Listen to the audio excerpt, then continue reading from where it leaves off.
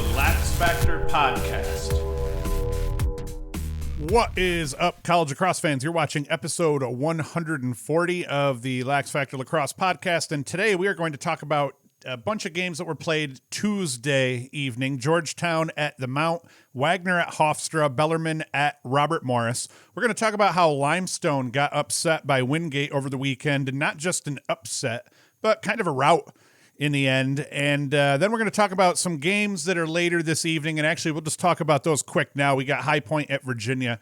Before I get into that, as always, be sure to like, subscribe, hit the notification bell. And the easiest way to help us out, just subscribe. Right now, we're trying to get to 10,000 subscribers. We went over 9,300 today. So just blindly subscribe, blindly like the video, and share with your friends, please. And as always, you can go to laxfactor.com to get swag. We have hats, t-shirts, all sorts of brand-related stuff, and then just regular lacrosse t-shirts and shorts. You name it, we have it. laxfactor.com. So let us get into this now. Games later this evening. You're going to be watching this Wednesday morning. I'm recording this late Tuesday night.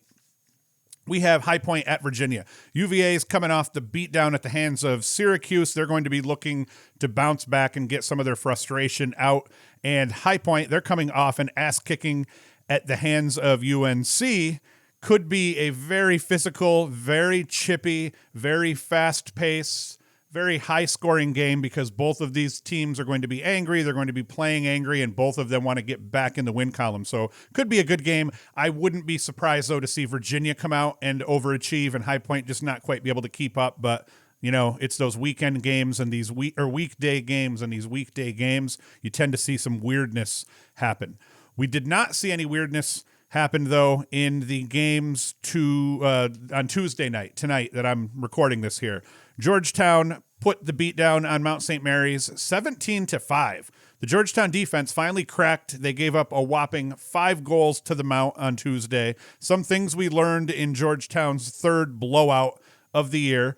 Watching them's exciting and not exciting at the same time. When teams are really good defensively, you really have to be a defensive nerd to just sit there and enjoy the crap out of it, because when teams that are as good defensively as Georgetown is, it's the little things that they do that make a big deal. They're very much like the old Louisville basketball teams with Rick Pitino back when he used to just keep stats for batted balls and, you know, get a hand on a ball, tip a ball. Being disruptive was the name of their game, and that's what this defense does. They have their sticks and passing lanes, knocking balls down, disrupting play. They play solid man-to-man defense and excellent help defense where called upon, but they don't have to help all that often because they play such good just basic man-to-man defense, and their short stick D-mids play excellent defense as well.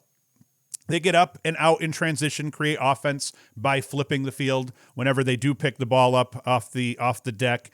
Owen Mcelroy barely gets tested, but the difference between him and most goalies, at least over the course of their first 2 games, was even in games where goalies are prone to get bored, you're not seeing a lot of shots, your offense is whooping up on teams, you tend to give up more shots than you let in when the flow of the game isn't going through you, and you're kind of just there as everybody else is beating on everybody.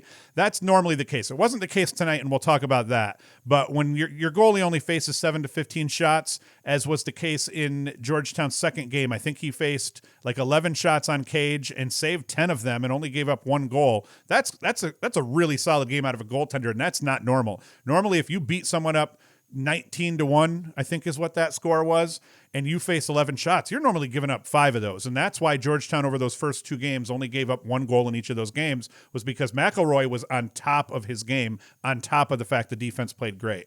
Now, McElroy, another great thing, and he didn't do that in this game here. In this game today, he was far more normal looking in terms of how a goalie would normally look when their offense is beating someone up and he's not getting a whole lot of looks. So we'll talk about that.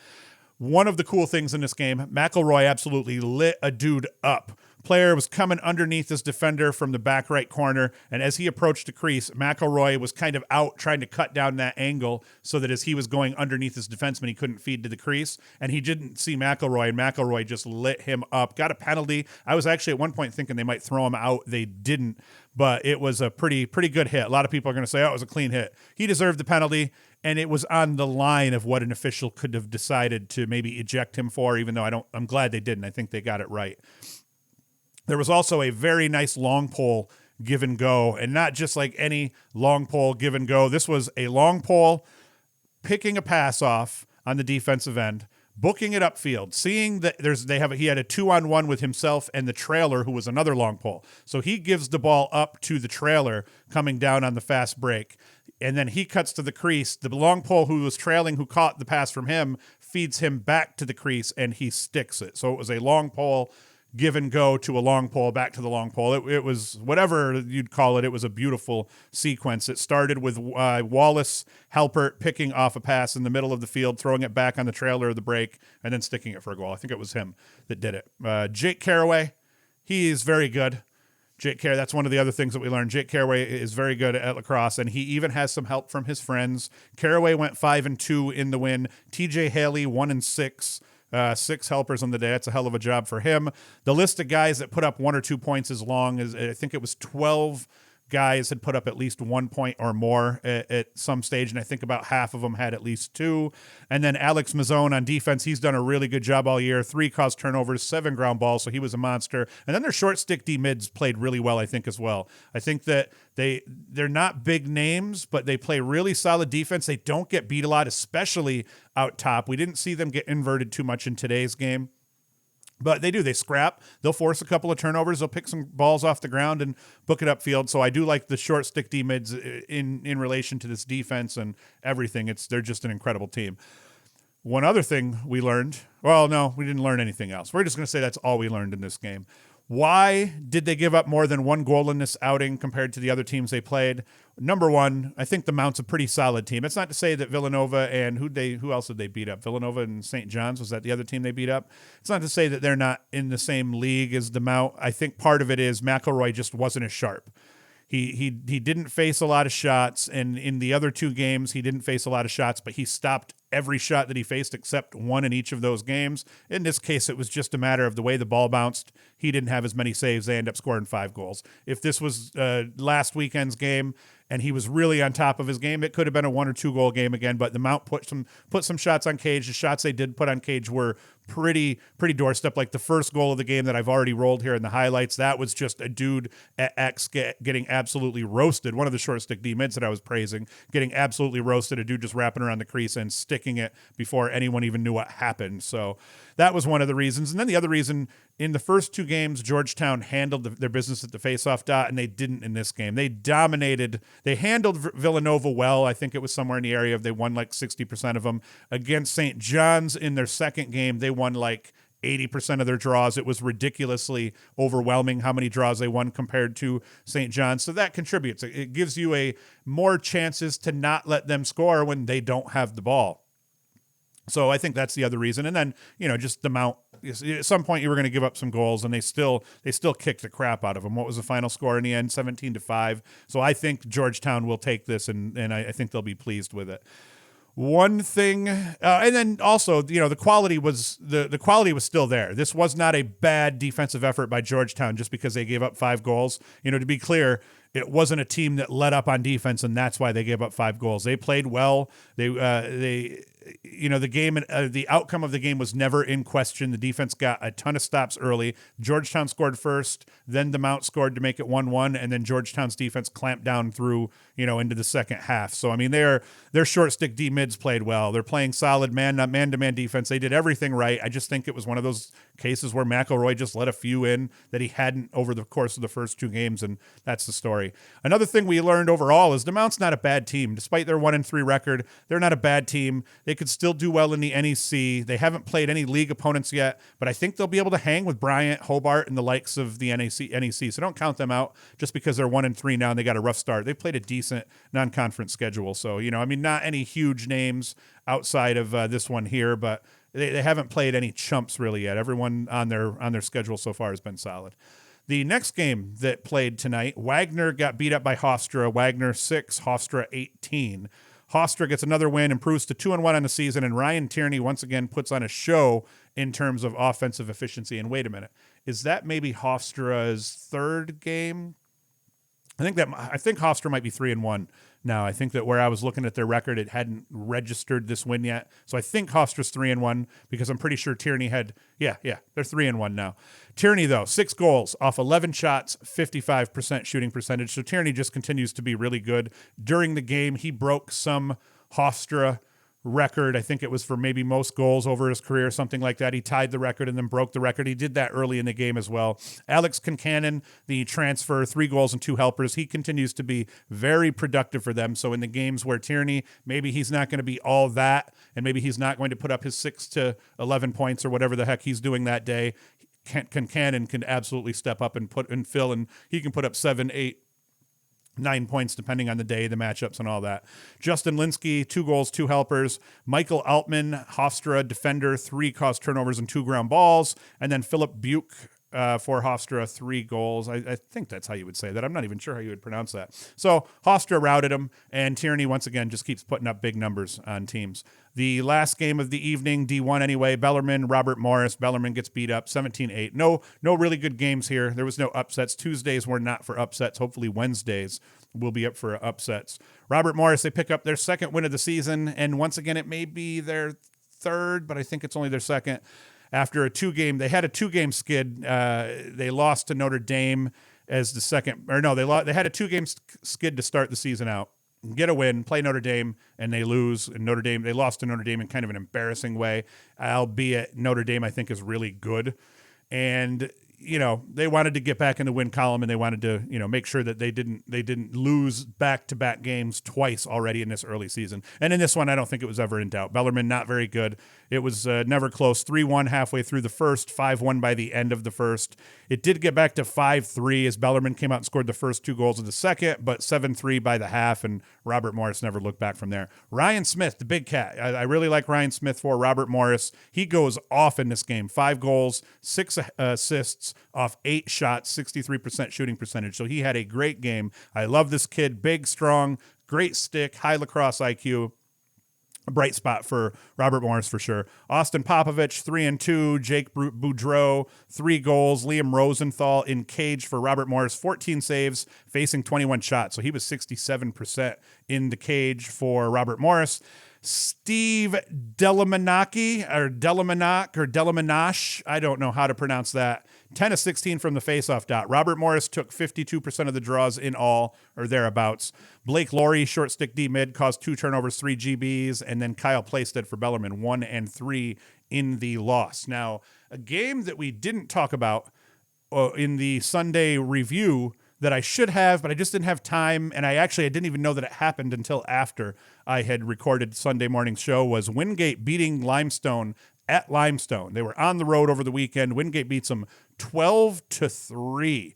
Now, Wingate, they improved to 3-0, I believe, and once again, I'm not sure I think they are 3-0 because that happened last weekend, so that should be accurate.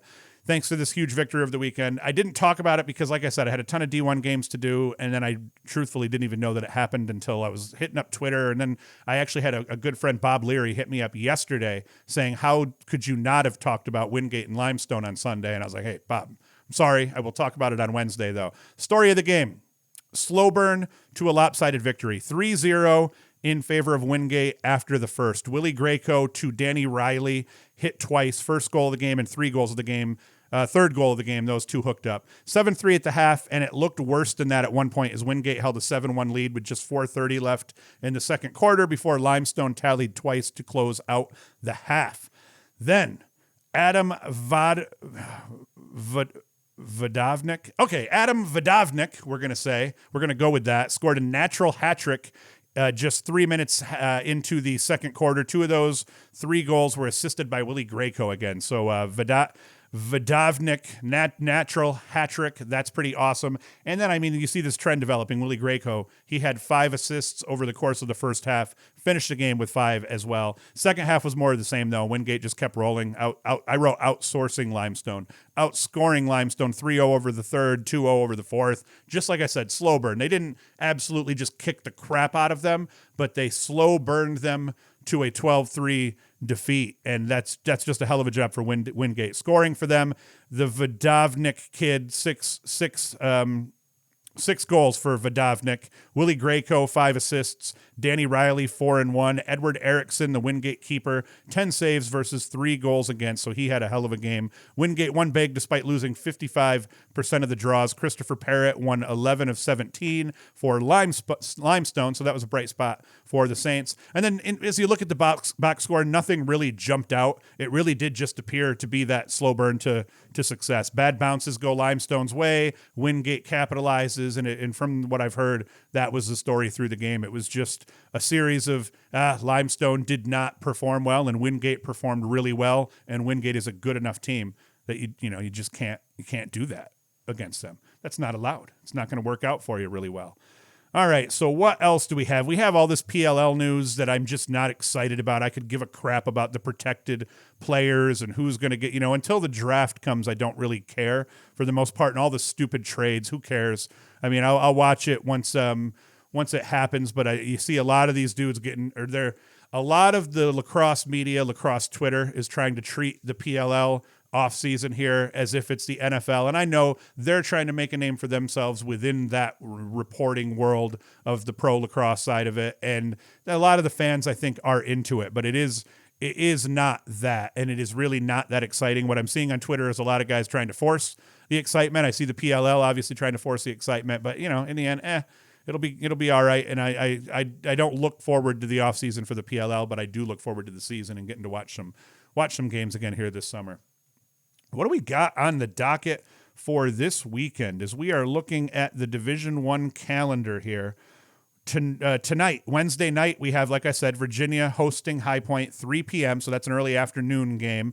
And then we have UMass Lowell at Vermont at 4, and then the Wednesday nightcap is Fairfield at Providence. So those are the games we have coming up on Wednesday, and then there is nothing again until Saturday. We have a bunch of games. Assuming some of these happen, we finally might see UMass play.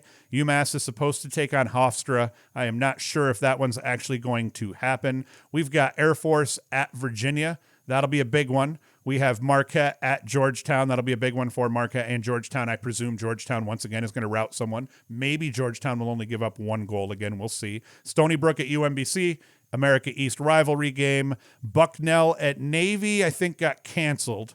So I do not think Bucknell and Navy are playing, even though that's still showing on the schedule. We'll get to see Quinnipiac and St. Bonaventure play. I believe that's their first games. Mount St. Mary's, we have some NEC action here. Mount St. Mary's playing at Hobart. Now, Hobart, I had heard, someone tagged me in a Twitter post saying that they heard that Hobart had lost to RIT in a scrimmage earlier this week or maybe over the weekend, and they were surprised that I'm not surprised that a Division III team could beat a mid-level Division I team. I mean, RIT is one of the best Division III teams in the country, and Hobart is a mid-level Division I team. So in a scrimmage, you could see that division. It used to happen a lot. OCC even used to hang with Syracuse. I know Herkimer back in the day used to scrimmage Syracuse and Lemoyne, and Herkimer used to have a 3-way, and both of those teams would fare well against even the Orange. So it's not out of the ordinary. The teams at the top levels of any division, they can hang with even good teams at the D1 level.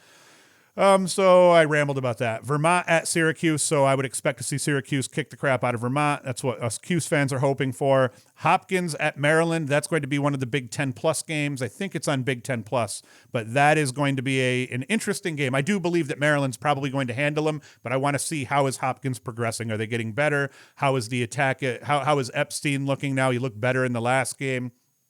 So that'll be interesting to see. Jacksonville, Utah, that's always a good one. They'll kick the crap out of each other. Let's see. We got Loyola at Lehigh. That'll be big. Mercer is going to get absolutely demolished by North Carolina on Saturday. Boatload of games here. Bellarmine at Notre Dame. Notre Dame should take that one. Albany, who do they play?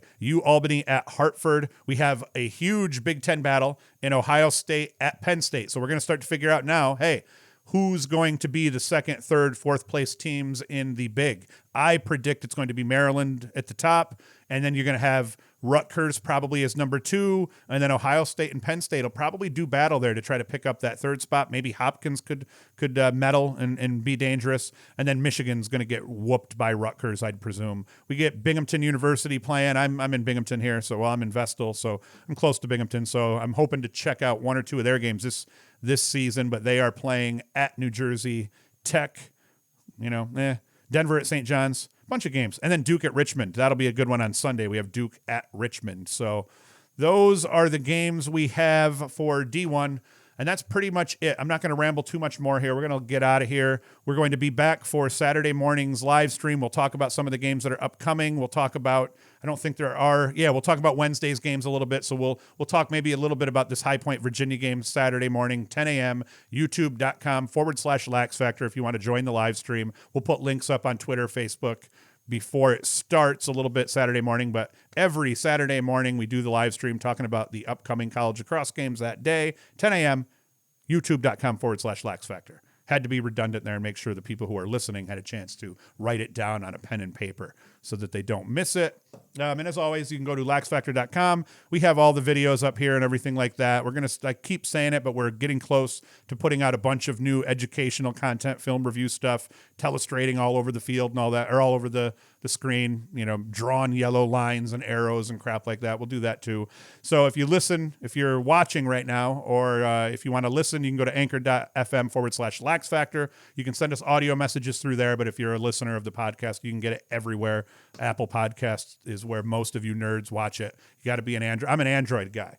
I am an Android guy through and through. I'm an Apple hater. Android and Windows here is what I use primarily. But all right, I digress.